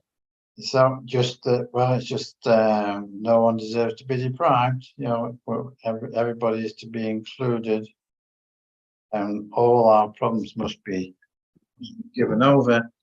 Otherwise, they will precipitate our income. Just breeds more injustice. Again, you see that in human history. Yeah. Without forgiveness, it just breeds more injustice, more resentment, more anger, which inevitably leads to usually conflict, violence, and that just becomes perpetuates, and it can go on for generation after generation if it's not resolved. Particularly when things of the Middle East, and it's over and over and over again. It's, ongoing. Israel, the Arabs, it's been going on for 2,000 years, and the injustice is just perpetuated generation after generation, and new injustices keep being added. The only way out of that is forgiveness. It's radical forgiveness, which brings in divine justice, which then will heal the situation. But then you see what has to be let go of is the identification. That's the problem. Now I can't identify myself as an Arab anymore or a Jew. As you see, that's the problem. And that's why the conflict perpetuates, because the identification of those two religions and races is so strong that they can't let that go and allow justice to be done. Do you see that? Yeah. That's essentially the problem. So whenever there's very strong identification with a made-up identity, I'm a Jew, I'm an Arab, and I have a culture, and I have a religion, and I have a language, and all of that. And now I clash with others who are unlike me. To really allow justice to be done, I have to relinquish that identity. I can't see myself as a Jew anymore, or an Arab, or whatever I want to see myself as. And so the stronger the identification, the more likely it is that the injustice will perpetuate, and it just goes on and on and on. And until those nations and races are willing to let go of identification, it will continue. Okay. It's important for me to remember that everyone has an equal right to corrections. If I deny others these corrections, I feel denied in return. Only by letting go of my own misperceptions of errors in myself and others can I truly make corrections. Problems I keep hidden become burdens, clouding my perception and making me bitter. Shall I finish off, John? Mm-hmm. For me to heal and be consistently loving and kind, I must let go of my misperceptions of others. As I receive these corrections, I will also be giving them to others and be in alignment with the principle that for true healing to occur, justice must be equally available to all. So it's Mm. saying again, no exceptions. Don't deny anybody. Let go of all misperceptions. Mm. And As I then, receive these, so as I must do it for myself, and then I will also be giving them to others because I'm changing my perception of them. yeah. In my change of mind, I change my perception. There's a natural giving because I'm in a relationship with them, and I'm perceiving them correctly. There's a giving that's happening. Even if I don't speak to them, I never meet them, there's a giving on the mind level of this at-one-ment, really, through this mechanism of letting go of my own errors and then changing my perception of others. And so justice, I mean, you could go through this section and you could substitute the word justice for love, and you'd get the same effect, wouldn't you? Love must be given equally to all. Justice must be given equally to all. Yeah. It's the same thing. Good.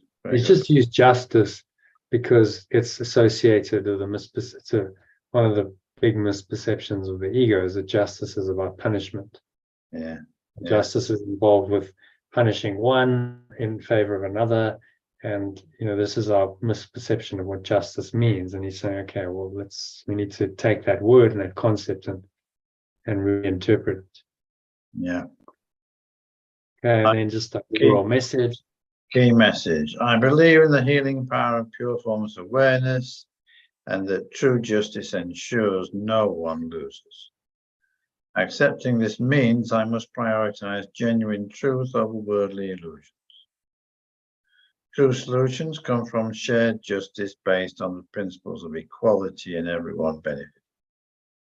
For my own healing and the healing of the world, I must let go of my perceptions of errors and live by the principles of true justice, which is always fair to everyone. I think it can be useful to say divine justice there. Yeah. Divine. So this is really a lesson in divine justice section. Yeah. And what that really involves, which you see in worldly terms, you see when divine justice is actually played out, it's applied, it works.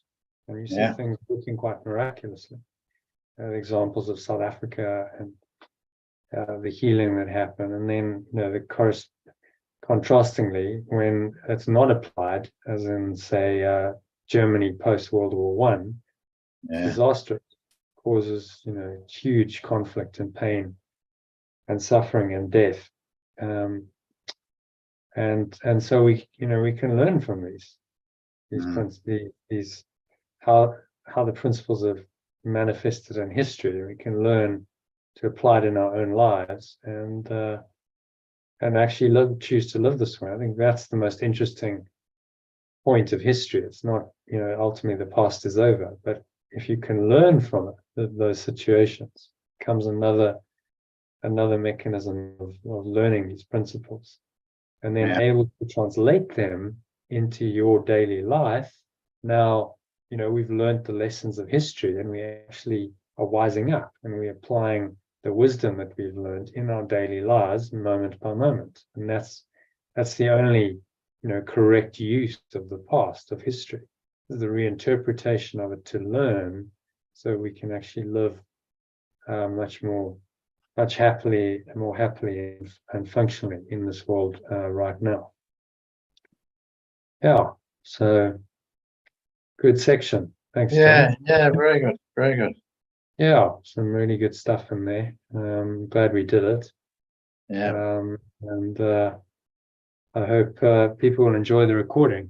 I'm guessing we'll get a thumbs up from Elaine tomorrow because I'm sure she'll listen to it. So, all right. So, assuming you don't want to do a meditation. No, I'm waiting.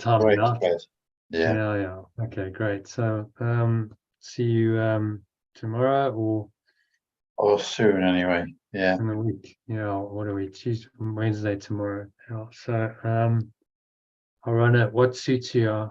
I probably need to run a 12 o'clock session at some point. So 12:30 tomorrow.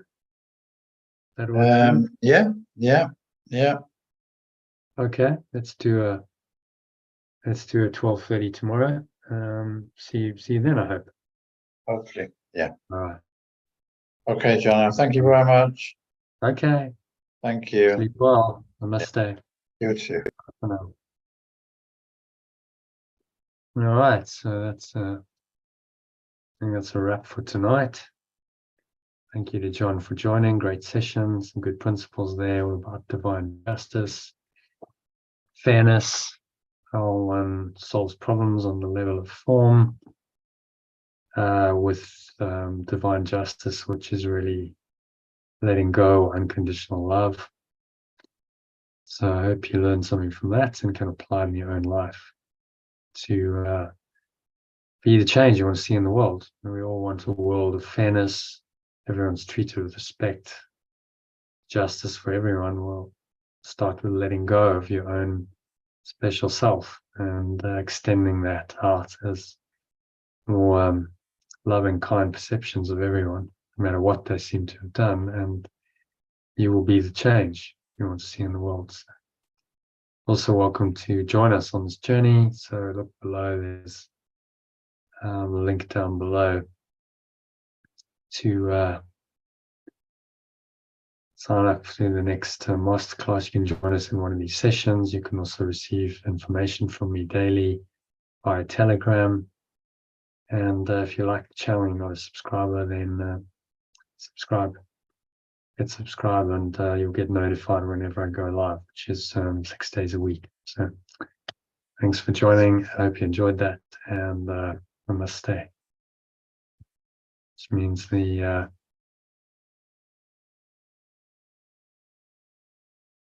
fair self, the just self in you, acknowledges and honors that same fair, just self in you. Peace.